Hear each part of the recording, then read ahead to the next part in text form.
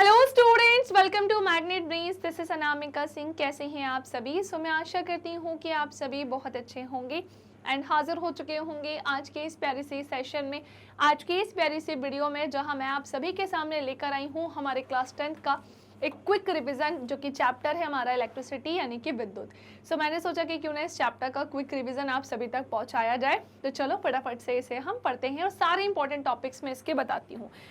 जहां सबसे पहले मैं शुरुआत करने जा रही हूं विद्युत धारा और परिपथ के बारे में। विद्युत धारा, जिसे इंग्लिश में हम इलेक्ट्रिक करंट कहते हैं, करंट का बेसिकली क्या होता है? फ्लो होता है। विद्युत धारा का क्या होता है? प्रवाह होता है। लेकिन विद्युत धारा का प्रवाह मैम किस में होता है? तो सबसे पहले तो मैं यही बता देती हूँ, मेटल के वायर में, या फिर मैं लिख रही हूँ मेटल कंडक्टर। हिंदी में बच्चे जिसे हम क्या बोलते हैं?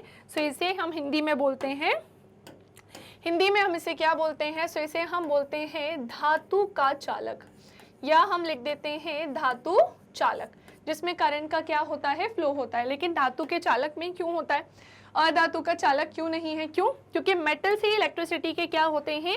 हमने पढ़ा है मेटल्स यानी कि बच्चे जो धातुएं ही है ना, ध्यान से सुनना, मेटल्स यानी कि भैया जो धातुएं है ना, वही क्या होती हैं?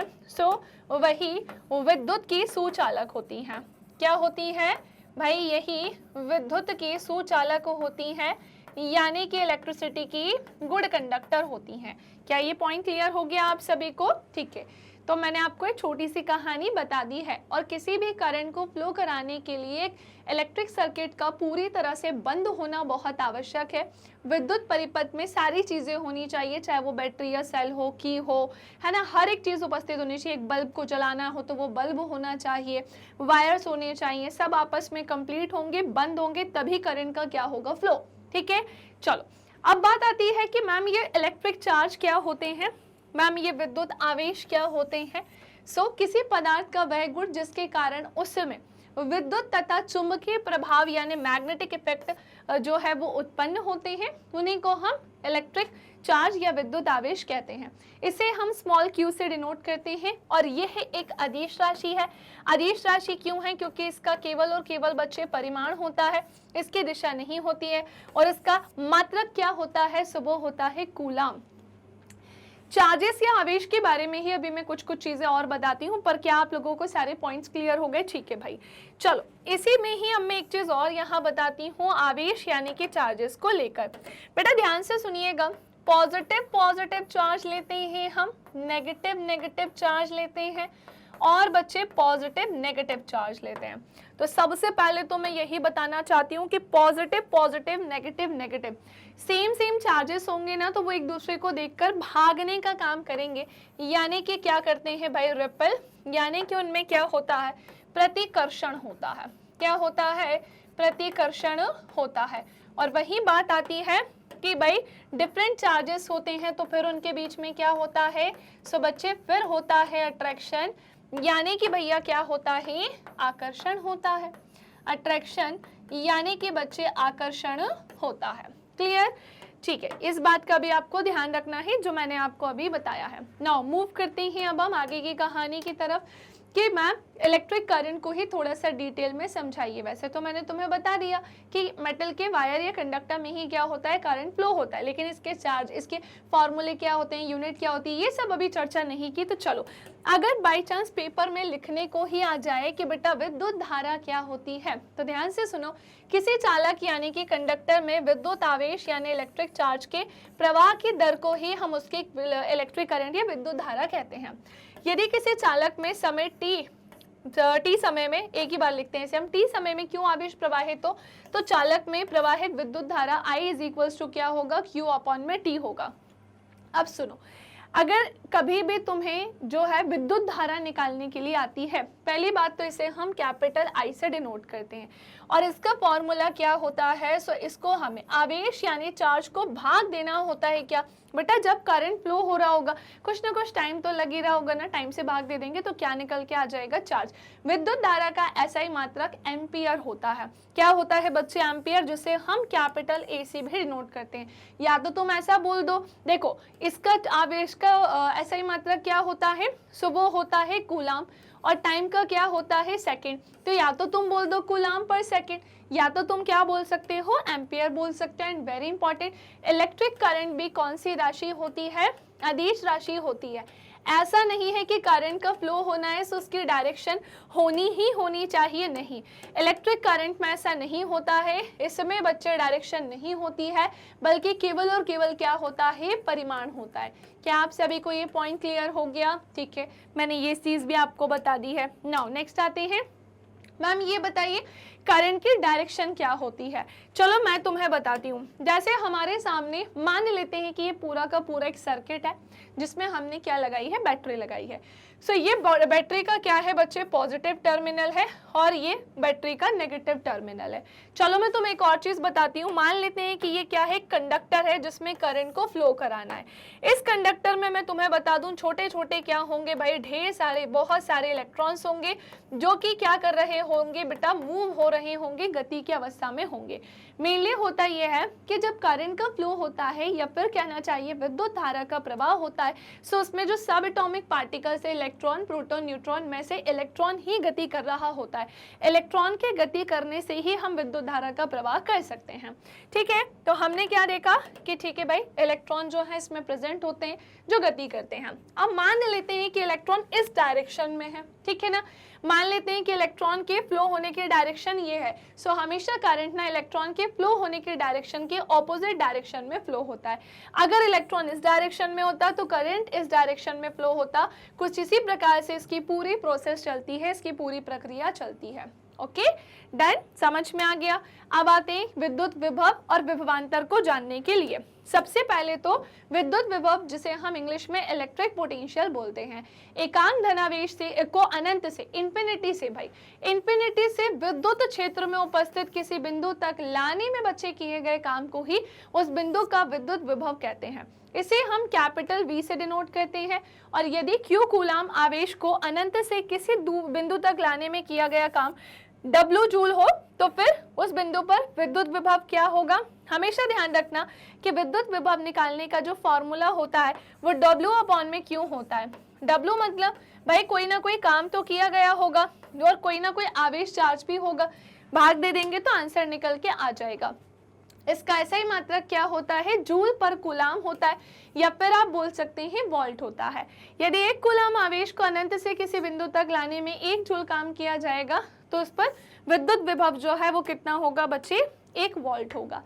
इसी के साथ अब हम आते हैं विद्युत विभवांतर को जानने के लिए कि भाई विद्युत विभवांतर यानी कि पोटेंशियल डिफरेंस क्या होता है। बेटा बात ऐसी है, किसी धारावाही विद्युत परिपथ, मैम ये धारावाही विद्युत परिपथ मतलब, धारावाही मतलब जो धारा को वहन करता हो, धारा जिसमें वहन होती हो। सो किसी धारावाही विद्युत परिपथ में 2 बिंदुओं के बीच विद्युत विभवांतर वह कार्य है जो एकांक आवेश को एक बिंदु से दूसरे बिंदु तक लाने में किया जाता है।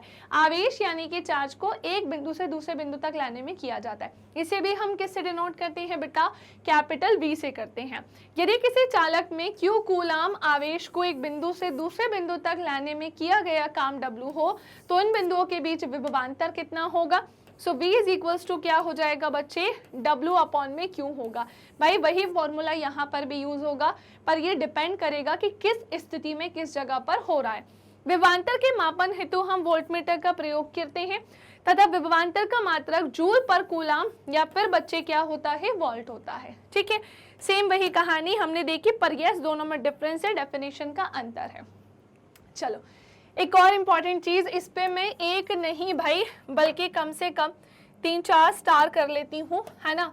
हर बार तुम्हें से एक आध क्वेश्चन तो बच्चे देखने को मिलता ही है। ओम का नियम, अगर फिजिक्स पढ़ रहे हो और ये चैप्टर का, फिजिक्स के इस चैप्टर का ओम का नियम नहीं पढ़ा तो भाई तुमने क्या पढ़ा फिर। सो ओम के नियम के अनुसार किसी धातु के तार में प्रवाहित होने वाली विद्युत धारा उस तार के सिरों के मध्य उत्पन्न विद्युत विभवांतर के अनुक्रमानुपाती होती है, जबकि तार का ताप कैसा होता है, निश्चित होता है। दूसरे शब्दों में जब किसी चालक का ताप तथा अन्य भौतिक अवस्थाएं नहीं बदलती तो उसके सिरों पर लगाए गए विभवांतर व उसमें प्रवाहित होने वाली धारा का अनुपात कांस्टेंट होता है, नियत होता है। इस पूरी बात को चलो मैं अपनी लैंग्वेज में, अपनी भाषा में समझाती हूँ, अगर तुम्हें ये कुछ भी समझ में नहीं आया। कि यहाँ पर v जो है ना बच्चे वो प्रोपोर्शनल होता है I के, यानी कि ये समानुपाती होता है किसके, I के। इसका मतलब ये हुआ कि जब भी विभवांतर बढ़ेगा सो विद्युत धारा भी बढ़ेगी, और अगर विभवांतर घटेगा तो बेटा विद्युत धारा भी घटेगी। ये समान अनुपात में ही बढ़ते घटते हैं। और इसी के साथ अब भाई हमने क्या देखा कि जो v है प्रोपोर्शनल है I के, तो इस प्रोपोर्शनल को हटाने के लिए हम किसी कांस्टेंट चीज से मल्टीप्लाई करेंगे। सो हम यहाँ पर किससे मल्टीप्लाई कर रहे हैं, r से कर रहे हैं। r यहाँ किस चीज का में काम कर रहा है, सो r यहाँ एक तरीके का क्या है, रेसिस्टेंस यानी कि प्रतिरोध है। प्रतिरोध जो कि क्या होता है, कुछ ऐसा होता है। रेसिस्टेंस यानी कि प्रतिरोध ऐसा होता है।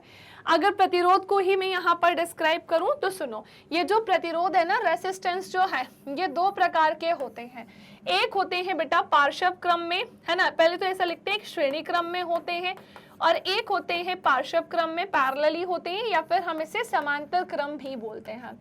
अब क्या होता है, श्रेणी क्रम में होने के अपने कई सारे लॉसेस होते हैं, घाटे होते हैं। श्रेणी क्रम में ये ऐसे होते हैं, जैसे करंट फ्लो हो रहा है और ये रुकावट का काम कर रहा है, ऐसे ही करंट फ्लो हो रहा है, ये रुकावट का काम करता है, लेकिन ये सीरीज के फॉर्म में चलता रहता है। देखो यहाँ बनाती हूँ, ये रुकावट आई, फिर रुकावट आई, फिर चला, फिर रुकावट आई, ऐसे। अब इसमें क्या होता है भाई, ये पैरेलली अरेंज होते हैं। कैसे होते हैं बच्चे, सो ये पैरेलली अरेंज होते हैं, इस तरह से ये पैरेलली अरेंज होते हैं। समझ पाए कि नहीं? तो श्रेणी क्रम समांतर क्रम दोनों ही मैंने आपको समझा दिए हैं। ये वाला ज्यादा अच्छा नहीं होता, क्योंकि अगर इसमें रुकावट आती है ना तो बाकी सब में भी प्रॉब्लम आती है। तो ये बेस्ट होता है कि अगर इसमें दिक्कत है तो बाकी तो अपने सही से काम करते हैं। इनका एक फॉर्मूला जरूर याद रखना, और वो क्या याद रखोगे, रुको कलर चेंज कर लेने दो। हाँ, कि ये हमेशा ध्यान रखना कि R इक्विवेलेंट जो होता है, यानी जब इसका तुल्य प्रतिरोध निकालते हैं, तो जैसे मान लेते हैं ये R1 है, ये R2 है और ये R3 है, तो इन सब का हम क्या कर देंगे बच्चे, टोटल कर देंगे। और वहीं अगर हम इसका तुल्य प्रतिरोध निकालते हैं तो बच्चे ये R1 है, ये R2 है और ये R3 है, सो इसका जो तुल्य प्रतिरोध है वो ऐसा निकलेगा 1/R1, 1/ बच्चे R2 प्लस 1/ में R3। और अगर और होंगे तो और भी इसमें ऐड ऑन हो जाएंगे। ओके चलो, सो मैंने काफी कुछ यहाँ बता दिया है। और हाँ, हमने क्या देखा, V इज इक्वल्स टू क्या होता है, IR। मान लेते हैं कि अब हमें R निकालना है, तो बेटा इसका फॉर्मूला क्या होगा, इसको इसके अपॉन में लेके आ जाओ। मान लो कि हमें I निकालना है, so V/R is equals to I। इस तरह से इसके फॉर्मूले आप यहाँ पे बना सकते हो। नेक्स्ट आते हैं चालक का प्रतिरोध। भैया ध्यान से सुनो, कई सारी चीजों पर निर्भर करता है रेसिस्टेंस या प्रतिरोध। वैसे तो मैंने बता दिया ये एक अदिश राशि है, इसमें डायरेक्शन नहीं होती है, इसका मात्रक वोल्ट पर एम्पियर या फिर बटा हम इसे ओम से डिनोट करते हैं। ज्यादा बड़ा बन गया, इसे हम ओम से डिनोट करते हैं। यदि किसी चालक में 1 एम्पियर विद्युत धारा प्रवाहित हो तथा चालक के दोनों सिरों के बीच विद्युत विभवांतर 1 वोल्ट हो, तब उसका विद्युत प्रतिरोध कितना हो जाता है, 1 ओम होता है। 1 ओम बराबर होता है 1 वोल्ट पर 1 एम्पियर के। ठीक है, चलो नेक्स्ट आते हैं इसी के साथ साथ इसको प्रभावित करने वाले कारक में सबसे पहले आता है क्वेश्चन, लेंथ है। किसी भी चालक तार का प्रतिरोध चालक की लंबाई के अनुक्रमानुपाती होता है, यानी कि R जो है इनवर्सली प्रोपोर्शनल होता है बच्चे किसके, लेंथ के, किसके, L के। लेंथ ज्यादा होगी ना तो प्रतिरोध भी ज्यादा होगा, लेंथ कम होगी सो प्रतिरोध भी कैसा होगा, कम होगा। हम कह सकते हैं कि किसी चालक की लंबाई में वृद्धि होने पर इसके प्रतिरोध में भी वृद्धि होती है। एरिया इनवर्सली प्रोपोर्शनल है ना, कैसे है तो सुनो, अगर मैंने तुमसे बोला एरिया कम है सो प्रतिरोध ज्यादा होगा, और अगर एरिया ज्यादा है तो प्रतिरोध कैसा होगा, कम। दैट मीन्स ये उल्टा चलेगा। सो किसी भी चालक तार का विद्युत प्रतिरोध चालक के अनुप्रस्थ काट के क्षेत्रफल के इनवर्सली प्रोपोर्शनल होता है। हम कह सकते हैं कि चालक के अनुप्रस्थ काट के क्षेत्रफल में वृद्धि होने पर इसका प्रतिरोध क्या हो जाएगा, कम, जैसा कि मैंने बताया। और यही कारण है कि मोटे तार का प्रतिरोध कम और पतले तार में कैसा होता है, ज्यादा होता है। पदार्थ की प्रकृति भी मैटर करती है। यदि समान लंबाई व समान अनुप्रस्थ काट के क्षेत्रफल के तारों के बीच अलग अलग पदार्थों द्वारा निर्मित किया जाता है तो दोनों चालक तारों का प्रतिरोध भी अलग अलग होगा। ठीक है ना, चलो। और यहाँ पर जो प्रोपोर्शनल है इसको हटा के यहाँ पर क्या लग जाएगा, ये रो, इसे क्या बोलते हैं, रो बोलते हैं।